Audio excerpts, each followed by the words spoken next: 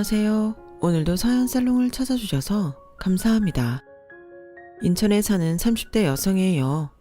어릴 때 제 꿈은 평범한 가정주부가 되는 거였어요.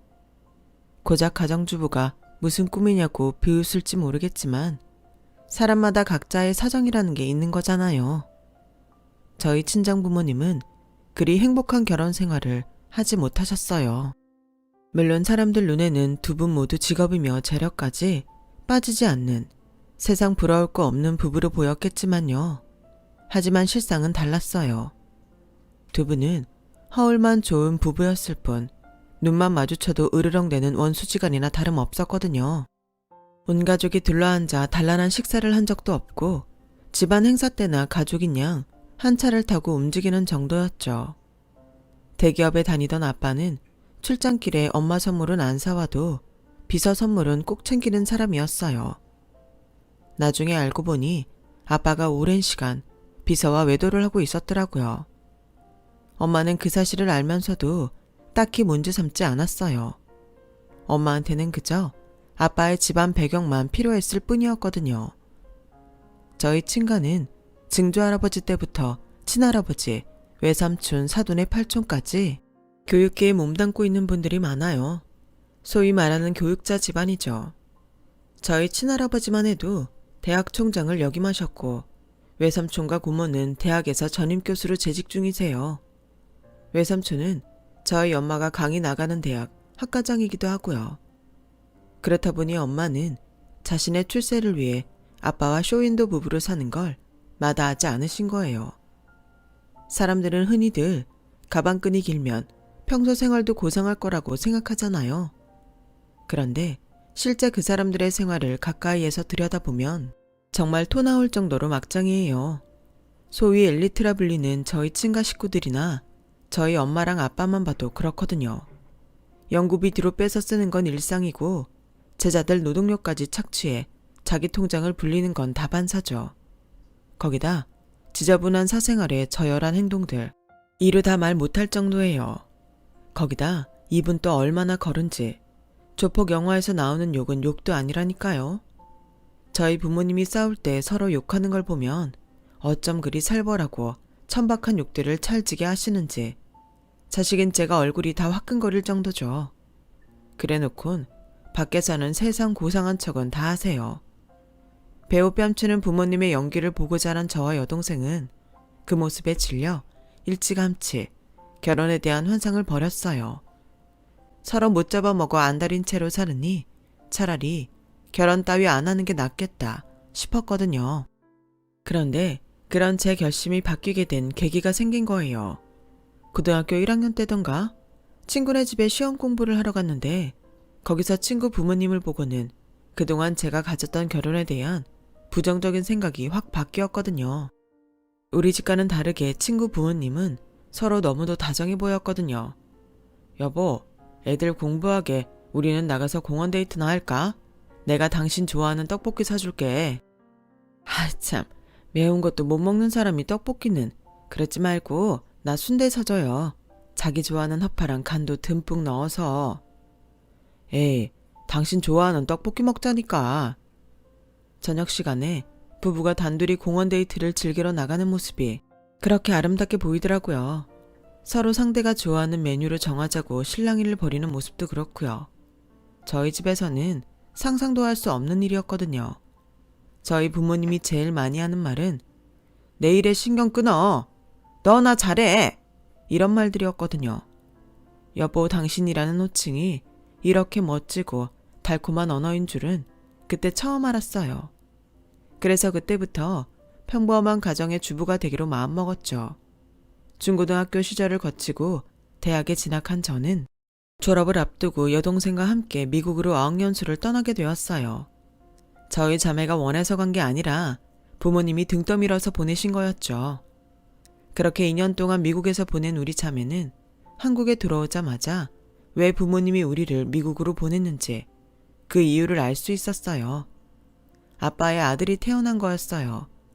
정확히는 아빠의 내연녀였던 비서가 아들을 낳은 거였죠. 부모님은 그 일로 별거에 들어간 상태였어요. 명절에 할아버지 댁에 갔다가 큰엄마가 그러시더라고요. 실은 니들 미국으로 떠나고 니네 집에 난리였었잖니. 그 비서 오빠인지 뭔지 아는 인간이 쳐들어와서는 온 집안을 쑥대밭을 만들었어. 그 사람이 왜요? 자기 여동생 인생 망쳤으니 돈 내놓으라는 거지. 그뿐인 줄 아니? 그 비서란 년이 3, 7일도 안 된 애를 안고 와서는 네 엄마 보고 안방 내놓으라고 난리를 쳤다니까. 그 바람에 온 식구들이 니네 집으로 달려갔었잖아. 아빠는 엄마한테 위자료를 줄 테니 이혼을 하자고 요구했고, 엄마는 자기 인생에 오점을 남길 수 없다며 완강히 거절하셨대요. 대개 이런 경우 엄마들은 딸들의 앞날을 생각해서 이혼은 안 된다고 하기 마련인데, 저희 엄마한테는 자식보다는 당신 체면이 먼저였더군요. 결국 아빠는 짐을 싸들고 집을 나가셨어요. 그리곤 비서와 함께 늦둥이 아들을 키우며 살고 계시죠. 아빠를 다시 만난 건 그 후로 6년이 흐른 뒤였어요. 제가 결혼을 하게 되었거든요. 아빠는 마치 아침에 출근했다 돌아온 사람처럼 집으로 돌아오셨어요. 미리 집에 와서 기다리고 있던 사윗감에 인사를 받고는 겉옷을 벗어 엄마한테 건네셨어요. 여보, 차 좀 내오지. 곧 내갈 테니 당신은 손부터 씻고 오세요. 너무도 자연스러운 부모님의 행동에 저와 여동생은 할 말을 잊을 정도였죠. 하지만 적어도 제 남편한테는 제대로 먹혀들었어요. 자기야, 장인어른이랑 장모님은 사이가 참 좋아 보이신다. 남편의 말에 애써 미소를 보였지만 속은 언제 내 부모의 실상이 들킬까 가슴이 조마조마했어요. 그날 우리 집에서 저녁 식사를 함께한 남편은 밝은 얼굴로 돌아갔어요. 남편이 저희 집에 있는 내내 분위기가 좋았기에 저도 내심 다행이다 싶었죠. 그런데 남편을 배웅하고 현관을 들어서니 엄마와 아빠가 말다툼을 하고 계시지 뭐예요. 넌 엄마라는 게 애들한테 신경도 안 쓰냐? 고작 변두리 대학 졸업해서 시덥잖은 회사 다니는 놈을 남편감으로 데려오게 해. 내가 애들 앞으로 매달 보내주는 돈이 얼만데 이따위로 애들을 키워. 아이고, 꼴에 대기업 간부 아니할까봐 그놈의 직장 타령은. 그렇게 사윗감이 성에 안 차면 당신이 제대로 된 남자를 붙여주지 그랬어. 당신 회사에 많잖아. 학벌 좋고 집안 좋은 애들. 지 자식 버리고 천년 치마폭에서 놀아나느라 평생 신경도 안 쓸 주제. 누구 탓을 해. 그깟 돈 그 정도는 나도 있어. 가짜라서 정말. 야, 너 말 다 했어? 덜했다 왜? 연극이 끝나고 무대에서 내려온 배우들처럼 부모님은 방금 전과는 180도 다른 모습으로 변해버렸어요. 그런데 하필 그 모습을 남편이 보고 만 거예요. 선물로 가져온 양주를 차에다 놓고 깜빡했다며 차를 돌려 다시 온 거였죠. 생각지도 못한 남편의 재방문에 부모님을 비롯해 온 가족이 그 자리에 얼어버렸어요. 죄송합니다. 제가 잘못 온 것 같네요. 남편은 손에 들고 있던 양주를 선반에 내려놓고는 도망치듯 나갔어요. 너무 창피해서 귀까지 빨갛게 달아오른 저는 부모님을 쏘아보고는 남편을 따라 나섰죠. 정환씨, 미안해. 아니야, 솔직히 내가 많이 부족하긴 하잖아. 난 그래도 너희 집에 있는 내내 분위기도 좋았어서 너희 부모님도 날 마음에 들어 하시는 줄 알았거든. 다행이라고 생각했는데 아니었던 모양이네. 내가 다 설명할게. 우리 부모님이 정환씨가 마음에 안 들어서 그러는 거 아니야. 서로한테 상처 줄 거리를 찾느라 그러신 거지. 내가 누굴 데려왔어도 저러셨을 거야. 실은 우리 부모님이 사이가 안 좋으시거든. 따로 산 지 꽤 됐어. 아빠가 집에 오신 것도 6년 만이야. 어차피 나한테는 신경도 안 쓰는 분들인걸. 감추고 싶던 내 치부를 결국 내 입으로 털어놓게 되었어요. 아빠한테 내 언녀가 있다는 사실과 그 여자와의 사이에 늦둥이 아들까지 있다는 것까지 모두 말해버렸어요. 난 돈 많은 남자, 좋은 직장 다니는 남자, 집안 좋은 남자 다 필요 없어. 그딴 게 무슨 소용이야. 우리 부모님을 봐. 뭐 하나 모자란 거 없는 분들이지만 저러고 살잖아. 난 엄마 아빠처럼 살기 싫어. 그냥 평범한 가정 꾸리면서 하루하루 사는 재미 느껴가며 살고 싶어. 정환 씨랑 그렇게 살고 싶다고. 겉으로 보이는 화려한 삶 뒤에 찢기고 멍든 상처가 수없이 많이 나 있는 제게 남편은 누구보다 따뜻하고 편안한 사람이었어요. 비록 저보다 학벌도 낮고 월급도 적었지만 함께 있을 때 마음이 편안한 이 사람을 놓치기 싫었어요. 나는 적어도 내 아이만큼은 나처럼 불우한 가정에서 자라지 않게 하고 싶어. 제 얘기를 묵묵히 들어준 남편은 결심이 섰는지 고개를 끄덕였어요. 그래, 결혼하자. 내가 장인장모란 살 것도 아닌데 무슨 걱정이야. 내가 너희 아버님처럼 대단한 사람은 아니지만 너 하나만큼은 외롭지 않게 해줄게. 그건 약속해. 비록 결혼을 앞두고 한 차례 위기가 있었지만 우리는 결혼을 하기로 했어요. 물론 저희 부모님은 끝까지 반대를 하셨지만요. 너 정말 엄마 말 안 들을 거야? 지금이라도 안 늦었어. 이 결혼 포기해. 싫어. 엄마는 내가 엄마처럼 살길 원해? 누가 나처럼 살래? 세상의 모든 남자가 네 아빠처럼 엉망인 건 아니야. 난 그저 네가 제대로 된 사람이랑 결혼하길 바라는 것뿐이라고. 제대로 된 사람? 거짓말하지 마. 엄마가 원하는 사익감은 그저 학벌 좋고 집안 좋은, 한마디로 남들 앞에 내세우기 좋은 사람일 뿐이잖아. 엄마는 살아보고도 몰라. 난 엄마처럼은 안 살 거야. 그러니까 더는 고집 부리지 마. 무슨 일이 있어도 난 이 결혼 할 거니까. 그래, 이 기집애야. 네 맘대로 해. 대신 너 결혼할 때 10원 한 장 안 줄 테니까 네가 다 알아서 해. 걱정하지 마. 나도 그 정도 능력은 있어.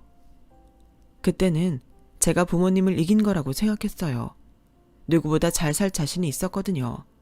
하지만 세상 일이 어디 그렇게 만만한가요? 식장에 들어갈 때까지도 그 결혼은 알 수 없는 거라고. 위기는 연이어 찾아왔어요. 상견례 내내 억지로 끌려온 사람처럼 저희 부모님은 얼굴을 굳히고 계셨어요.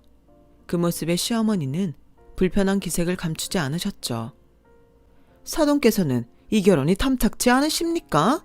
표정이 영 떨떠름하시네요. 내 아들이 마음에 안 드세요? 안 드시면 말해보세요. 저희 엄마는 교수 특유의 거만한 표정으로 눈 딱 내리깔고 말했어요. 글쎄요. 댁의 아드님이 하도 부족한 게 많아서 뭐를 꼽아야 할지 모르겠네요. 그 말에 시어머니는 눈을 부릅뜨고 저희 엄마를 노려봤어요.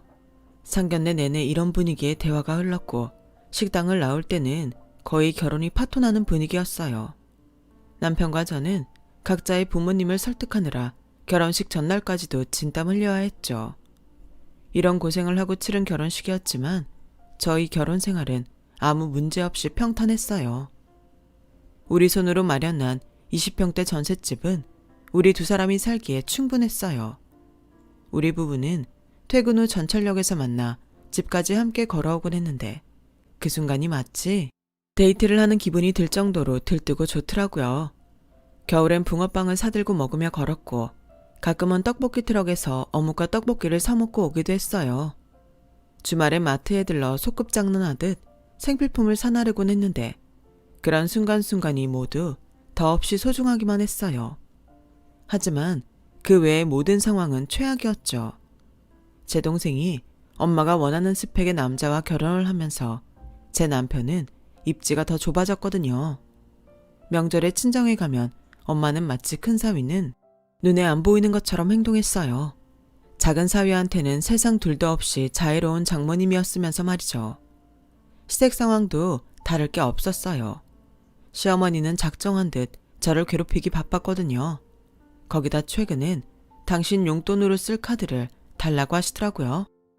왜? 싫으냐? 말로는 어머님이 시키는 대로 하겠다더니 그깟 카드도 못 주겠다는 거냐? 니네 친정 살만하다며. 상견례에서 네 엄마가 그러지 않았니? 그래서 돈으로 효도받겠다는데 그것도 안 되는 거니? 어머님, 그런 게 아니라 카드보다는 현금으로 드리는 게 나을 것 같아서요. 매달 드리는 용돈 외에 돈이 더 필요하시면 언제든 말씀하세요. 제가 바로 보내드릴게요. 예, 너 지금 나한테 구걸을 하라는 거냐? 그런 게 아니고요, 어머님. 됐다. 주기 싫으면 주지 마. 그리고 이거 하나는 똑똑히 알아둬라. 내 아들이 너 아니면 안 된다는 생각은 말아라. 네가 내 며느리를 살기 싫으면 언제든 네 발로 나가면 그만이야.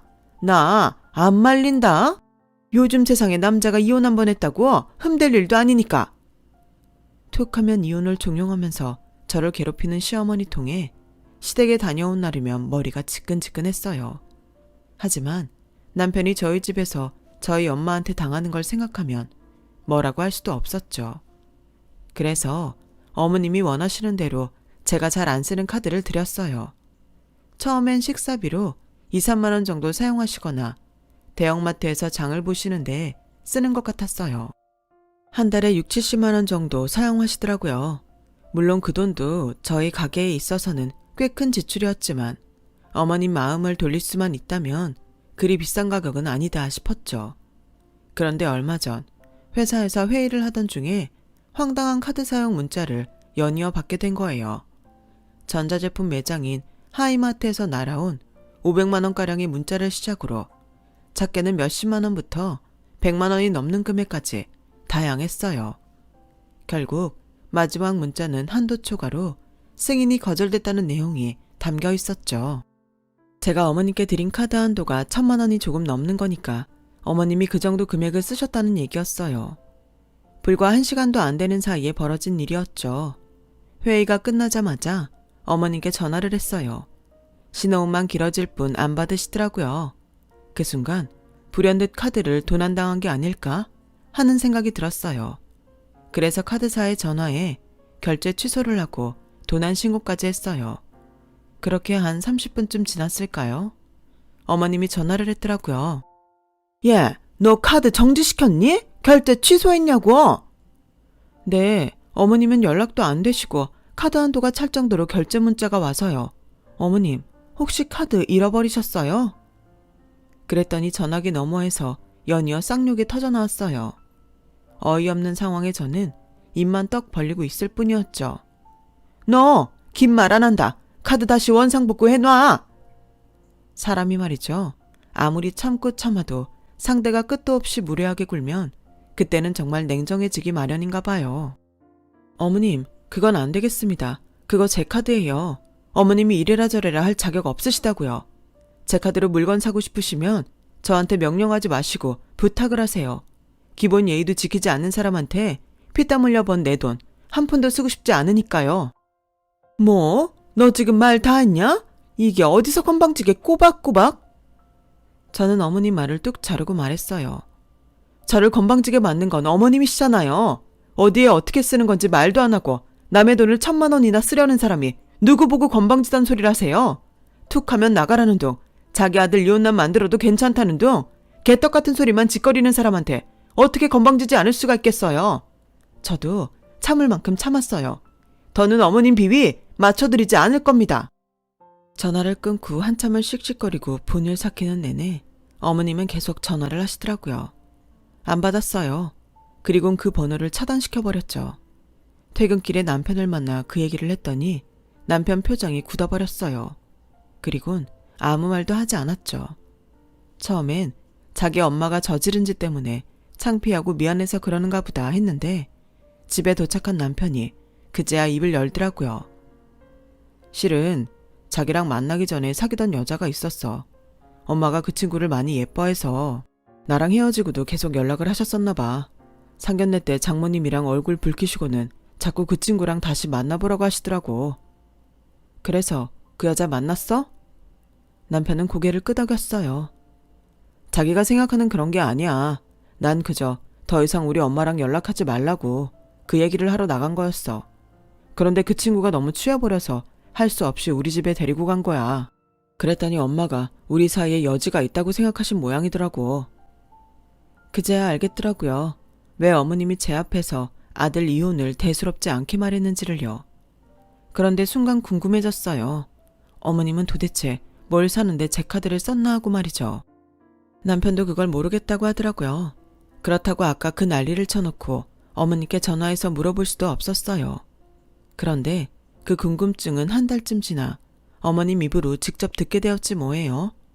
토요일이라 늦잠을 자고 남편과 함께 늦은 점심을 먹고 있었는데 초인종이 요란하게 울리더라고요. 월패드를 보니 어머님이셨어요. 한복 차림의 어머님은 금방이라도 터질 것 같은 얼굴로 들어와서는 제가 마시던 물잔을 뺏어선 벌컥벌컥 마셨어요. 그리고는 대뜸 욕을 하시더라고요. 아우, 쌍놈의 기집애, 어떻게 그런 게 다 있어. 그 여우 같은 년이 감히 날 속여? 영문도 모른 채 어머님의 욕설을 듣고 있던 저희 부부는 잠시 뒤 기막힌 얘기를 들을 수 있었어요. 친구 딸 결혼식에 참석했던 어머님은 신부 대기실을 찾아보다 다른 신부 대기실로 들어가셨던 모양이에요. 낯익은 얼굴을 발견하게 된 거예요. 바로 제 남편의 전 여자친구였죠. 어머님은 그동안 제게서 뺏은 카드로 그 여자 집에 쌀도 들여놔 주시고 김치며 찬거리까지 사다 날랐던 모양이에요. 여자는 입안의 혀처럼 달콤한 말로 언제든 제 남편이 이혼만 하면 어머님 며느리가 돼주겠다고 했다더군요. 그러니 잘난 며느리한테 기죽지 말고 당당하게 사시라고요. 그 말이 고맙기만 했던 어머님은 그 여자가 새로 이사하는 집에서 쓸 가전제품을 바꿔주기로 했고 여자는 자기가 알아서 고를 테니 카드를 달라고 했던 모양이에요. 어머님은 그 여자가 기껏해야 청소기나 전자레인지 정도 살 줄 알고 카드를 넘겼다더군요. 그년이 대리점에서 카드 결제 취소됐다고 연락이 왔다지 뭐니? 울고불고 난리를 치길래 득달같이 너한테 전화를 해 따진 거잖니? 누가 알았겠니? 고년이 그 카드로 지 혼수를 샀을 줄이야. 그래놓곤 나한텐 딱 잡아떼지 뭐냐? 얼마 긁지도 않았다고. 그런데 고년이 글쎄 오늘 보니까 결혼식장에 떡하니 앉아있는 거야. 웨딩드레스를 입고서. 아우 생각할수록 분통 터지네. 당신의 며느리로 살겠다며 돈이며 마음까지 가져간 여자한테 어머님은 된통 당하신 거였어요. 간도 크게 남의 카드로 혼수까지 챙겨가려고 했던 여자의 행각에 남편도 저도 혀를 내두를 정도였죠. 한참 분노를 담아 남편의 전 여친 얘기를 쏟아내던 어머님은 그제야 자기 입으로 자기 죄를 실토했다는 걸 깨달았는지 제 눈치를 슬슬 보더군요. 솔직히 화도 안 났어요. 기대를 안 하니까 실망도 안 됐거든요.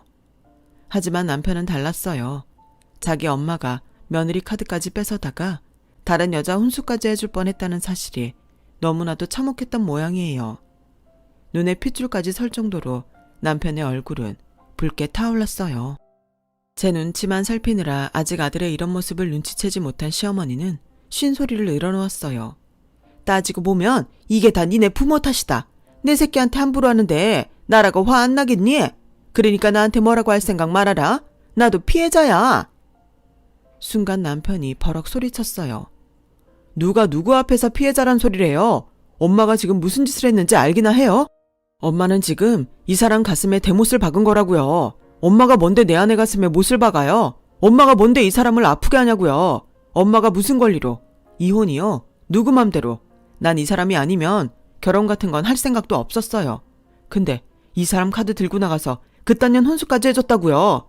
그래놓고 그걸 자랑이라고 여기 와서 떠들어요. 엄마, 제정신이에요? 아니면 나 죽는 걸 보고 싶어서 이러는 거예요? 그동안 매번 참아왔는데 나도 이 사람도 더는 안 되겠어요. 더는 힘들어서 우리도 자식 노릇 못하겠다고요. 그러니까 이제부터 우리 남남으로 살아요.